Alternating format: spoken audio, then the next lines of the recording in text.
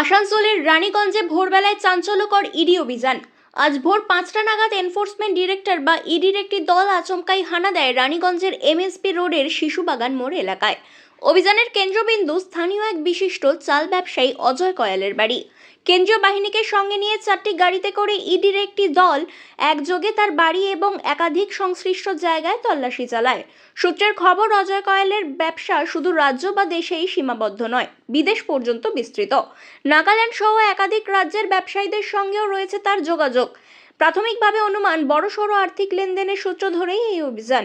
যদিও এখনো পর্যন্ত ইডির পক্ষ থেকে কোনো রকম সরকারি বিবৃতি পাওয়া যায়নি।